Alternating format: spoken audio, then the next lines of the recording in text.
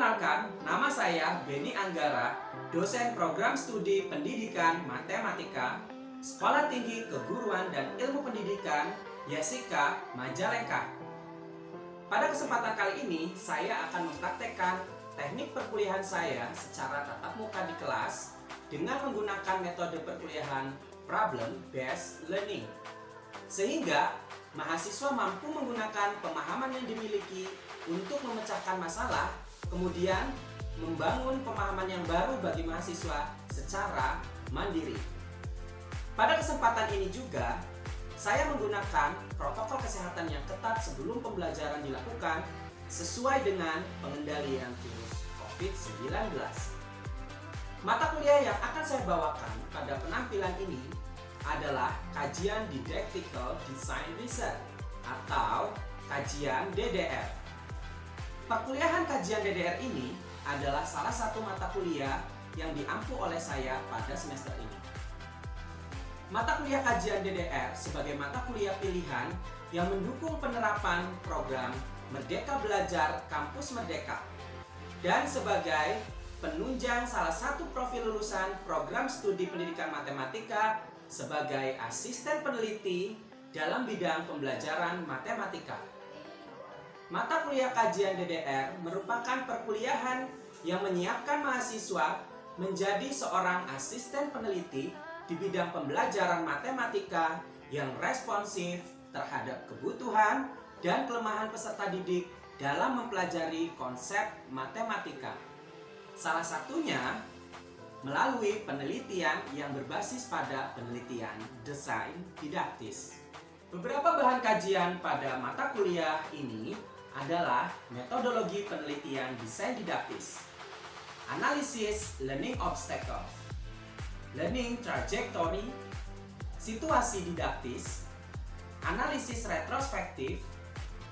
Pada kesempatan ini, saya menampilkan perkuliahan saat mempelajari learning obstacles.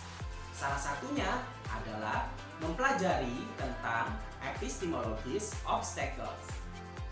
Pada mata kuliah kajian DDR ini dilakukan dalam dua pendekatan berbeda, di dalam kelas dan praktek di luar kelas.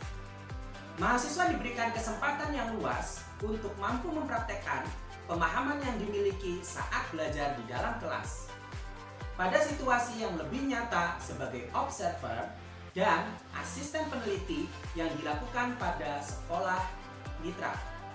Pada perkuliahan ini, saya menggunakan 3 platform belajar. Salah satunya adalah Microsoft PowerPoint sebagai bahan untuk presentasi, Google Jamboard untuk menghimpun hasil tanggapan atau refleksi mahasiswa, dan Kahoot sebagai bahan evaluasi dan refleksi dalam setiap akhir perkuliahan.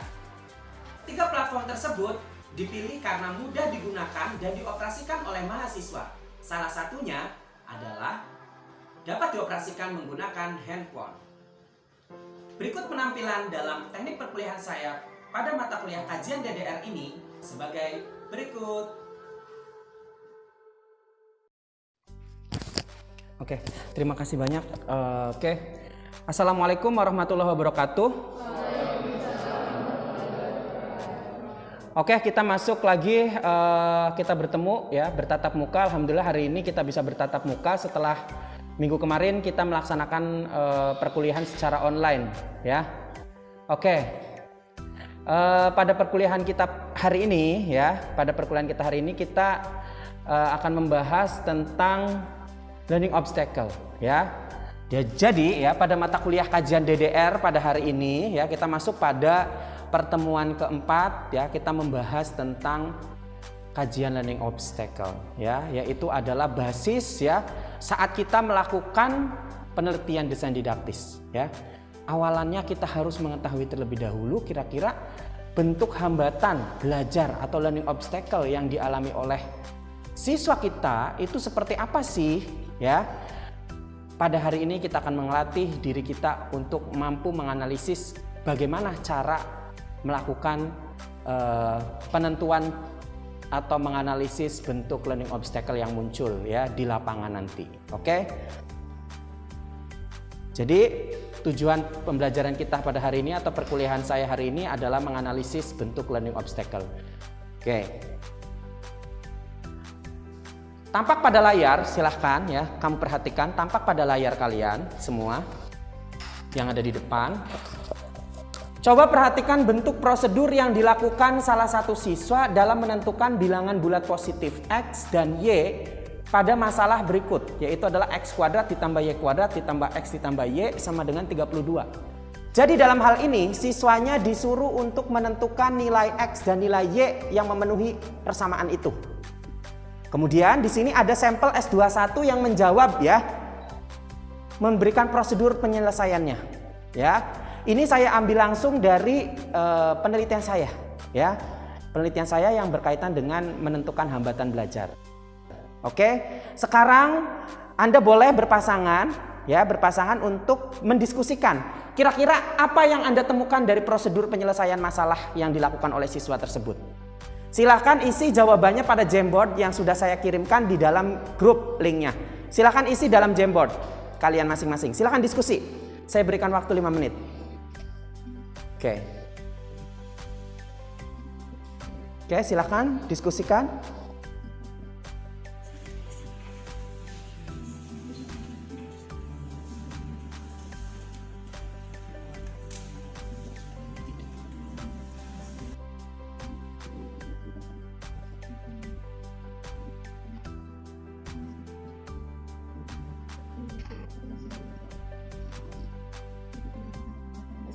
Ayo. Kemudian salah satu dari kalian boleh isi di dalam Jamboardnya. Salah satu saja ya yang diisi, silahkan. Kira-kira apa yang Anda temukan dari prosedur penyelesaian masalah yang dilakukan oleh siswa ini? Ya. Silahkan kalian analisis.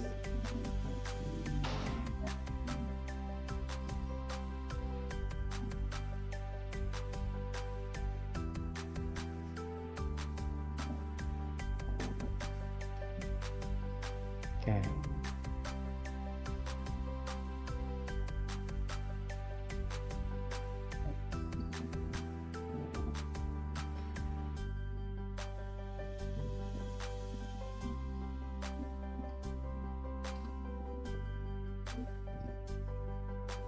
Silakan isi sekarang, boleh. Untuk mengisinya silakan.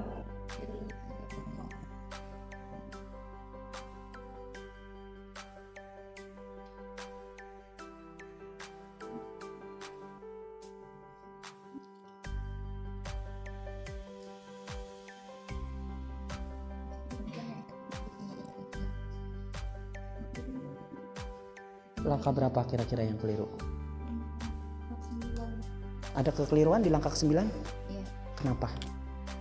Kan P sama NP sama 16 sama dengan 0, harusnya P sama dengan.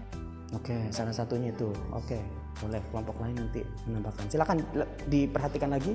Kira-kira ada lagi? Oke.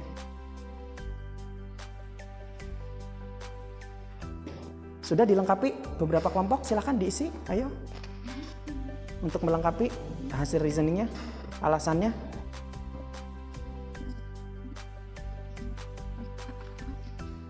Oke, saya close dulu. Saya mau lihat tampilkan Jamboardnya ya. Sok kalau sudah rampung diskusinya silakan diisi. Kira-kira pada langkah keberapa? Ya, saya soalnya mau close nih. Saya mau tampilkan di Jamboardnya. Ya, sudah diperhatikan semuanya? Oke, saya tampilkan Jamboardnya.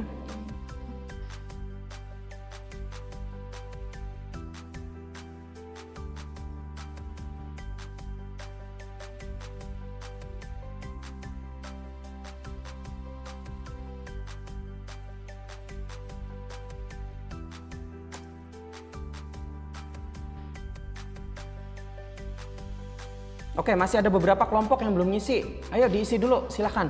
Diisi dulu, silahkan.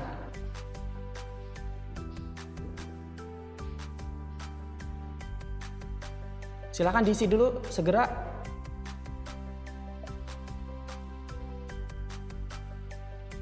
Cindy diisi. Oh, numpuk pada satu ini, ya.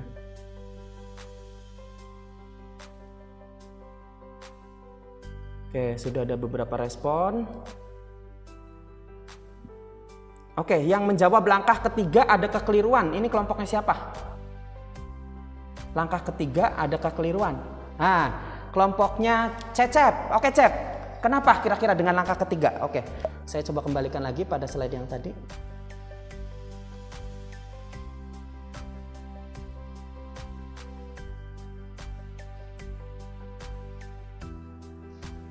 Kenapa, Cep, kira-kira pada langkah ketiga ini ada kekeliruan?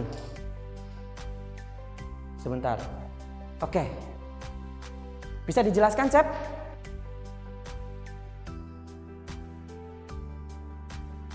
Atau Yan Fitri bisa menambahkan, Fit? Boleh.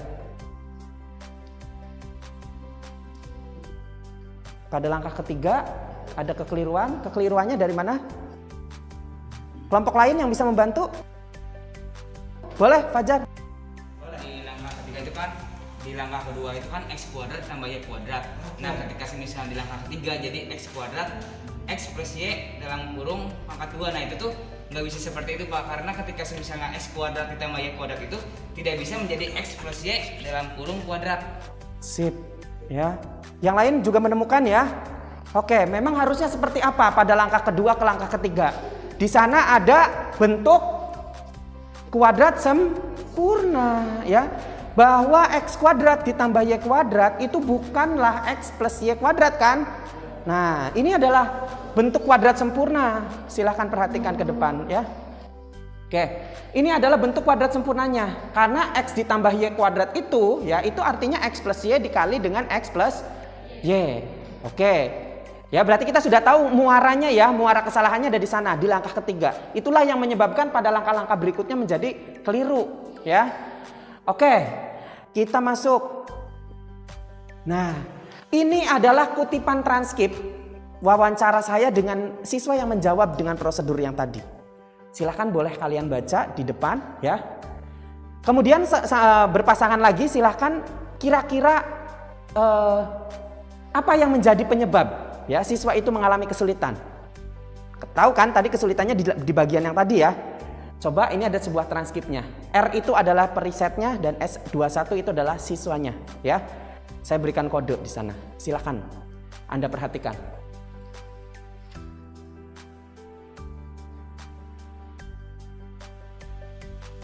Oke.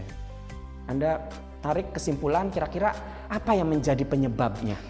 Kok bisa siswa itu menjawab bahwa x kuadrat ditambah y kuadrat itu sama dengan x ditambah y yang dikuadratkan? Kira-kira apa yang menjadi alasannya?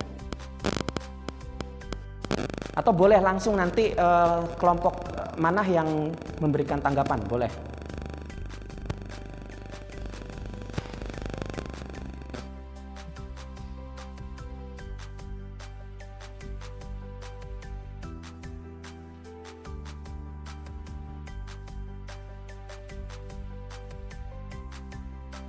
Silakan, ada kelompok yang memberikan tanggapan? Kira-kira alasannya apa? Kenapa dia bisa menjawab itu dengan keliru? Ayo. Kira-kira ada nggak keynote transkrip apa ya? Kata kunci yang Anda temukan di dalam transkrip wawancaranya yang menjadi biang permasalahannya? Ada? Ada tidak Anda temukan? Silakan. Kira-kira pada transkrip yang keberapa atau pada langkah keberapa dialognya? Oke, Desi berapa? Des? Yang ketiga. Yang ketiga seperti apa, Des? Boleh jelaskan? Si siswa ini menganggap bahwa cara mengoperasikan x tambah y kuadrat itu sama dengan mengoperasikan x kuadrat ditambah y kuadrat. Oke, pada langkah ketiga, kenapa alasannya dia bisa menjawab seperti itu? Oke, alasannya kenapa kira-kira? Oke, kalau kita ambil ya keynote transkripnya dalam ini, keynote-nya S21 ngejawab, emang sama nggak sih Pak kalau bentuk X plus Y yang dikuadratkan itu kan sama aja kayak X kuadrat plus Y kuadrat. Berarti dalam hal ini ada pemahaman siswa yang salah atau yang keliru ya. Yang keliru karena dia mungkin mirip ya, memiripkan dengan pemahaman dia yang ada di dalam benak pikirannya. Oke? Sebetulnya kalau kita lihat ya, ini kalau kita refleksikan ya dari pernyataan tadi bahwa X plus Y yang dikuadratkan itu sama dengan X kuadrat plus Y kuadrat. Siswa ini membayangkan, memiripkan dengan bentuk perkalian ya. Kalau dia dikalikan X dikali Y yang dikuadratkan itu kan hasilnya X kuadrat dikali Y kuadrat ya. Nah, ini bentuknya. Siswa ini, S21 ini dapat dikatakan mengalami yang namanya epistemologis obstacle ya. Jadi si siswa S21 ini mengalami yang namanya epistemologis obstacle. Kira-kira, nah sekarang saya tanya sama kalian. Kira-kira apa sih yang dimaksud dengan epistemologis obstacle dari contoh ini nih, dari contoh ini?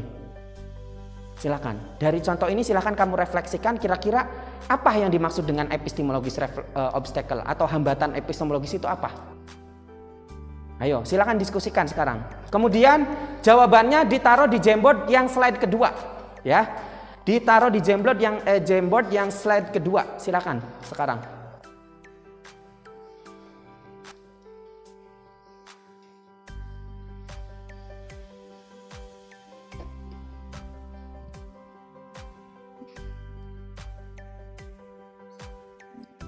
Silakan. Sambil didiskusikan, boleh? Mangga, ayo.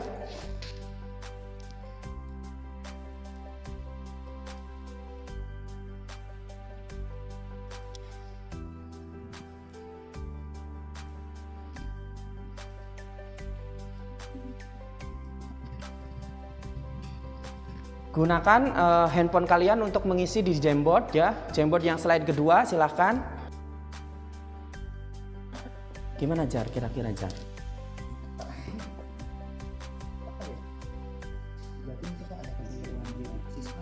Ada kekeliruan di siswanya, betul.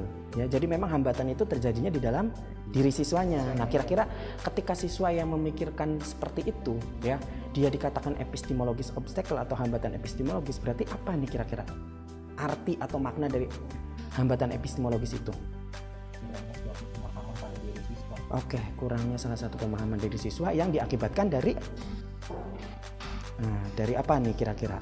Kalau kita perhatikan di sana kan dia memiripkan pemahamannya ya, memiripkan dengan konsep tertentu. Padahal nggak sesuai, ya kan? Nah, berarti seperti apa tuh kira-kira terjemahannya?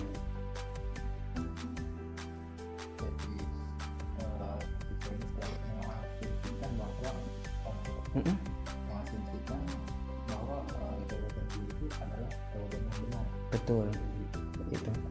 Atau pemahaman yang dia punya itu adalah pemahaman yang sesuai. Oke, betul. Oke. Jadi bisa disimpulkan ya. Silakan diisi di dalam Jamboardnya ya. Oke. Ayo, lengkapi kira-kira apa nih? Fajar nanti dilengkapi di Jamboardnya. Oke, saya tampilkan di dalam Jamboardnya ya sambil kalian berdiskusi.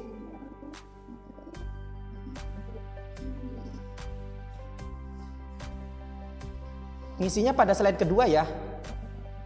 Oke, good. Ini sudah ada beberapa yang memberikan tanggapan, kelompok yang memberikan tanggapan. Sudah, Han.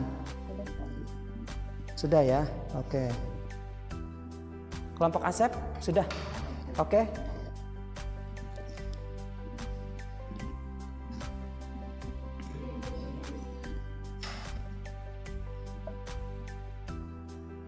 Oke, ini ada beberapa tanggapan yang sudah disematkan ya di dalam Jamboard.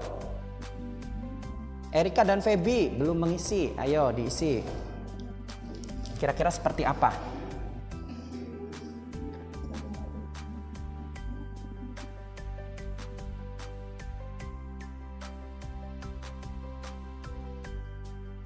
Oke.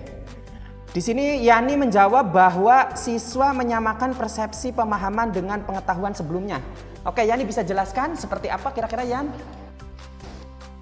Jadi kan tadi yang Ya, di langkah ketiga. betul. Nah, dari sana disimpulkan bahwa siswa itu menganggap bahwa X tambah Y, X kuadrat tambah Y kuadrat itu sama dengan X tambah Y kuadrat. Jadi dia menyamakan dengan pada operasi perkalian yang X Y kuadrat itu sama dengan X kuadrat dikali Y kuadrat Oke, berarti dia menyamakan dengan persepsinya ya, dengan konsep yang lain begitu ya. Oke, kira-kira ada kelompok lain yang menjawab? Danang, boleh?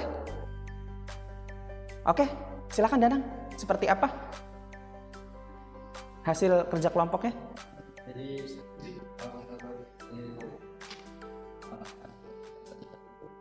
Yang keras Danang, silakan. Silakan yang lain perhatikan ya.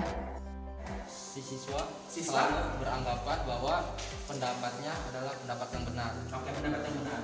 Alasannya karena? Alasannya itu karena si anak tersebut kan tadi sudah memahami konsep yang awalnya apa yang seperti tadi kayak X kali Y. Nah, ketika misalnya si anak tersebut dikasih problem seperti tadi X plus Y, X kuadrat plus Y kuadrat, nah si anak tersebut itu malah menyamakan seperti halnya X kali Y. Nah, maka dari itu si anak itu memiliki kekeliruan Pak yang dihadapi oleh siswa, menganggap bahwasanya konsep perkalian itu sama dengan penjumlahan. Berarti pemahaman yang tadi ya, kalau kita simpulkan dari dua jawaban tadi ya, berarti siswa menganggap bahwa dia punya pemahaman nih ya, dia punya mengerti tentang pemahaman tertentu, konsep tertentu ya. Ketika dia dihadapkan pada konsep yang lain, dia menyamakan, paham nggak? Pemahamannya menyamakan kembali. Nah, sehingga terjadilah sebuah kekeliruan. Bisa dipahami ya, berarti itulah yang dinamakan epistemologis obstacle. Oke, nah kalau kita ambil dari ahli ya, ini salah satunya dari brosur, saya coba tampilkan. Karena memang pencetusan kata learning obstacle ya itu ada di dalam bukunya ya, yang sudah kalian punya ya, bukunya silakan bisa dibaca. Menurut Bressio ya, ketika siswa menemukan kesulitan pada saat membangun pengetahuan yang baru dalam konteks pengajaran, maka siswa akan mengalami dua situasi ya. Situasi yang pertama itu adalah pandangan antara konsep yang satu dengan konsep yang lain itu terputus-putus ya. Kemudian yang kedua, adanya kesalahan yang terus-menerus dan berulang-ulang. Nah, ketika dua situasi ini terjadi pada satu waktu yang bersamaan, maka itulah yang dinamakan epistemologis obstacle. Atau kalau bisa kita menyimpulkannya ya, menyimpulkan dengan bahasa yang lebih sederhana. Jadi sebetulnya epistemologis obstacle itu adalah pengetahuan yang berfungsi baik ya, dengan baik dalam beberapa aktivitas tertentu atau pemahaman pada konsep tertentu, tetapi kemudian dia tidak tepat kalau digunakan pada konteks yang lain. Contohnya tadi, kalau pada perkalian mah bisa, begitu ya, dikuadratkan modelnya seperti itu. Tapi kalau misalkan dia diterapkan pada konsep penjumlahan dua tadi ya, X ditambah Y yang dikuadratkan, itu tidak relevan. Paham? Jadi itulah yang dinamakan sebagai epistemologis obstacle. Tadi ya, kalian sudah bisa menemukannya ya. Oke, good, terima kasih. Nah, sekarang kita masuk mengerjakan kuis ya yang ada di Kahoot. Silahkan dibuka Kahoot-nya, kahoot.it. Untuk kuis ini masing-masing ya, masing-masing silahkan, saya sudah sematkan ada soal di sana. Oke, silahkan boleh kalian ini dulu. Oke. Silakan nanti ini pinnya ya. Oke, sudah pada masuk semua di kahoot.it, silakan. Oke, sambil menunggu silakan. Silakan tulis namanya dengan jelas ya. Nama singkat saja dengan jelas. Terus kemudian masukkan pinnya. Oke. Terus kemudian masukkan pinnya. Oke. Desi sudah mulai mengetik.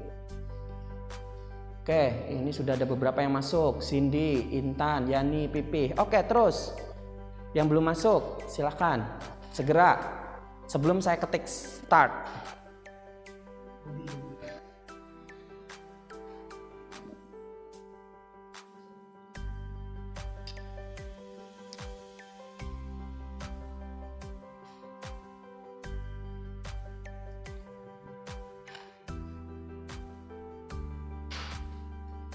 Oke, sudah semua? Febril? Oke, masih ada yang belum? Sudah? Ada yang belum? Silakan. Cecep, silakan Cep.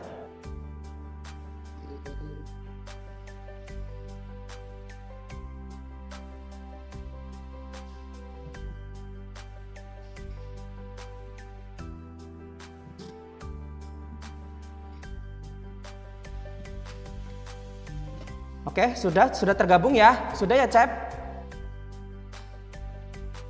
Ada kendala, Cep? Sudah? Oke, kita mulai start ya. Silakan. Untuk melihat isi soalnya, ini sama seperti tekniknya sama seperti di pertemuan sebelumnya ya. Oke, ini sebentar lagi akan tampil. Ini bentuk soalnya, silakan diperhatikan.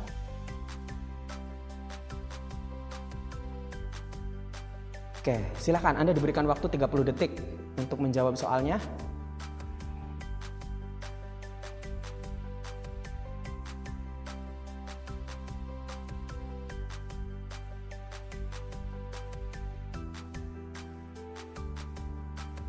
Bentuk pertanyaan bagi siswa yang mengalami epistemologis obstacles dalam menentukan luas segitiga sembarang. Pilihannya, berapa banyak cara untuk menentukan luas segitiga? Bagaimana cara menentukan tinggi segitiga tersebut? Silahkan jawab sekarang karena ini waktunya tinggal 6 detik, 5 detik lagi. Sudah? Clear? Oke. Kita next ya. Oke. Ini ada 10 nih yang jawab benar. Sudah bagus. Oke, untuk sementara Cindy masih unggul. Oke, kita ke yang kedua. Soal kedua, silakan.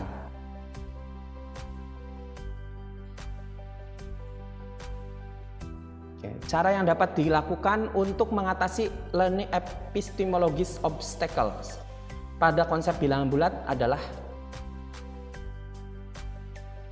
pilihannya ada mengoperasikan bilangan bulat positif negatif, aplikasi konsep bilangan bulat dan kehidupan sehari-hari, penguatan terhadap konsep garis bilangan, pemahaman pada konsep pecahan. Kira-kira bagaimana cara mengatasinya? Silahkan ketik.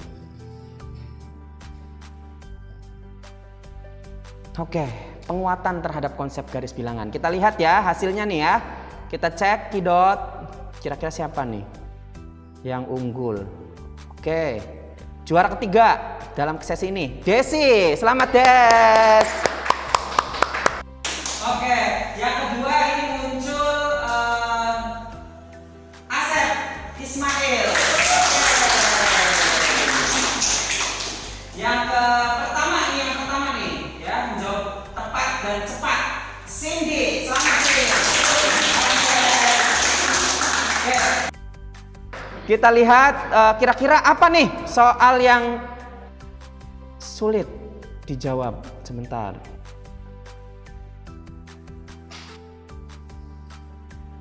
Oh, ternyata tidak ada soal yang sulit. Berarti kalian sudah bagus semua ya. Sudah keren nih. Sudah paham ya tentang epistemologis obstacle ya. Oke, nanti pada pertemuan berikutnya ya. Pada pertemuan berikutnya kita akan langsung mempraktekkan ya analisis, cara menganalisis bentuk learning obstacle dari tumpukan pengerjaan siswa. Nanti saya berikan ya kesempatan, nanti kita berkelompok ya untuk mengidentifikasi mana siswa yang mengalami kemungkinan terjadinya epistemologis obstacle. Jadi di pertemuan berikutnya kita akan membahas itu ya. Kita akan praktek langsung ya. Seperti biasa waktunya sesuai dengan jam kuliah saya ya pada hari Selasa jam 9.30. Untuk tugas di rumah ya, sebagai bahan tugas di rumah, kami silakan buka LMS-nya ya, LMS kita untuk mengerjakan asinkronisnya. Ya, asinkronisnya dicoba dilengkapi, yaitu salah satunya adalah menganalisis soal ada di sana ya, berkaitan dengan bentuk epistemologis. Oke. Terima kasih atas kehadiran kalian semua pada pertemuan saya hari ini ya. Semoga kalian dalam selalu sehat ya, selalu dalam lindungan Allah Subhanahu wa taala ya. Jaga kesehatan karena kita memang dalam kondisi yang begitu sama-sama menjaga kesehatan ya. Terima kasih banyak. Sekian dari saya. Wassalamualaikum warahmatullahi wabarakatuh.